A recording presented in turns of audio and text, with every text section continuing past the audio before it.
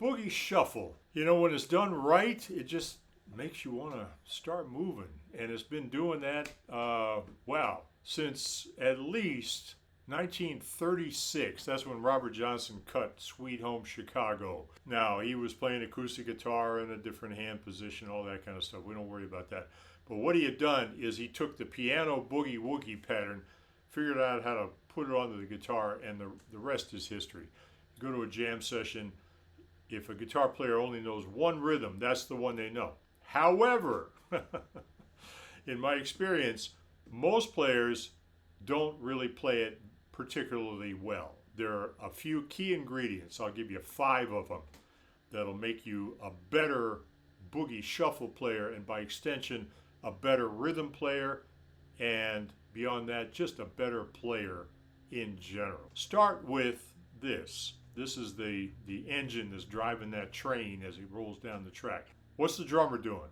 Well, when we play the guitar, what we're doing essentially is harmonizing the drums. And if you can lock with the drums, your rhythm is going to sound better, obviously, than if you're a little bit detached. So you listen to the drums, if you have a rhythm track, playing a medium shuffle. You do this, just mute the strings. And now I'm tapping my foot, you can't see it, but very important, tap your foot on the downbeat. That's what the drummer does with the bass drum. And then you got the hi-hat, so that's, and then the snare on 2 and 4, 1, 2, 3, 4. So you do a little accent, 4, 1, 2, add the hi-hat.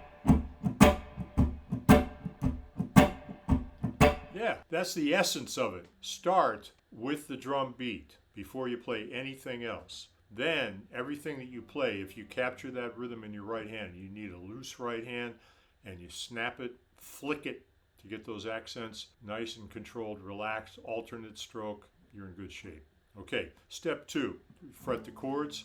Now we're going to play in the key of A, why not? And my chords then are A, D, and E. Got 3 chords. Now the chords are only going to consist of 2 notes. I've got the A on the 6th string and E on the 5th string. That's all I need. Don't worry about anything else. So what you do is fret those 2 notes and then let your index finger lay across the top strings so that you can go like that. I'm hitting all those strings, but I only hear 2 notes. And the reason for that is I want my right hand to be loose and free. So just as I'm doing this, I want to keep doing that.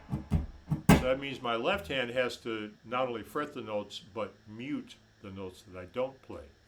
I'm going to go to the D chord, same shape. Now the tip of my index finger touches the low string, that's deliberate. And the rest of it lays across the high strings. There's my D chord, same exact thing on the E chord. So I've got, if I can play that clean and clear, I can hear the notes that I want and not hear the notes that I don't want, then I'm set to begin to play this thing and make it work. Okay, so we've got the notes, we've got the overall feel of it. Now we talk about phrasing. The shuffle it's a rhythmic phrase, and to sort of capture the feel that Robert Johnson laid down and that has been covered ever since by Jimmy Reed, Elmore James, and about 100,000 other people, you do this. You hit the downbeat with an accent.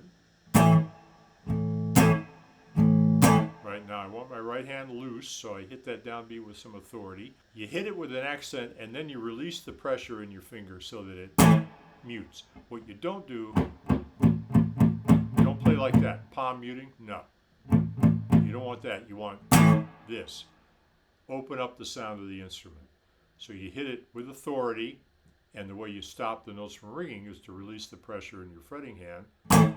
Don't take your fingers off the strings, just let up a little bit. And then on the upstroke, and you're going to maintain an upstroke there, you hang on to it.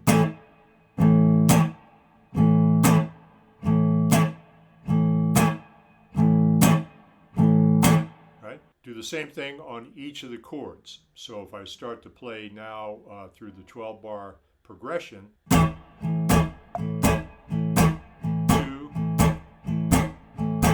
3, 4. Here comes the change.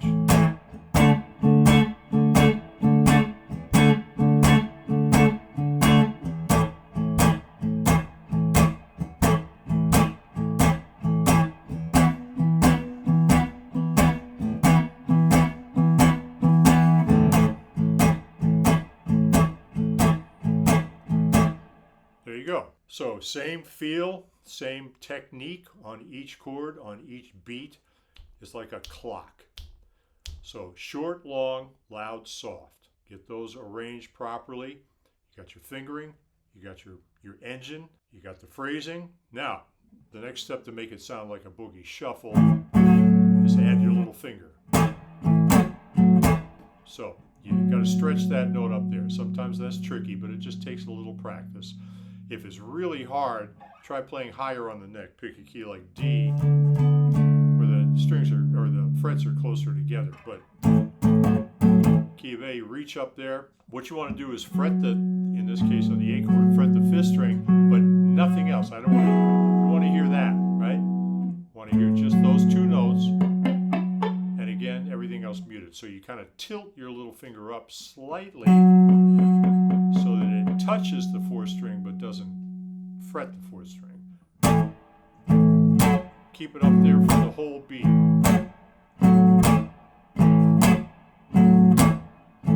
Phrasing is identical. You just add that little finger on the second beat. 2, 3, and 4, and 1, and 2, and 3, and 4. Okay? Now, once you've got all the fingering and all the little details in place there, then the final ingredient is you're going to make your chord changes. And when you make your changes, because if the tempo gets a little faster, there's not much time to shift your fingers over. Here's a little trick, which I used in the example I played, but I didn't talk about it. 1, 2, 3. Right now I'm changing chords right on the beat, but I'm not actually playing the chords all the way through. What I'm doing is 1 and 2 and 3 and 4 and 1. Right? On the and of 4, the last 8th note, I'm actually lifting my finger up. 1 and 2 and 3 and 4 and 1. So in the end of 4, I'm lifting my fingers off the strings and moving them to the next chord. I take that half a beat or a third of a beat to shift to the next chord.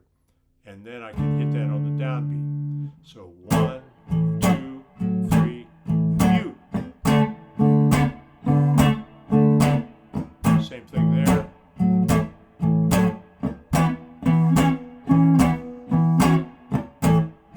Right? So by using that little trick, you keep your right hand moving. Never stop. Don't stop your right hand. Keep that thing moving. The engine keeps rolling down the track. Nobody even notices.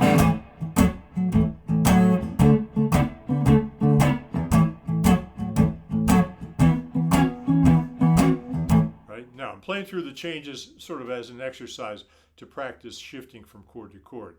But use that technique when you play the 12-bar progression with all the chords in the correct spot, and you got it. So there's the whole summary of how to play an effective 12-bar shuffle using the Boogie Shuffle rhythm pattern. And if you put all those pieces together, think of it as building it up in layers, then the end result is you get... Woo! It just feels like it rolls off the tip of your fingers, and yeah, it makes me want to get up. Have a ball.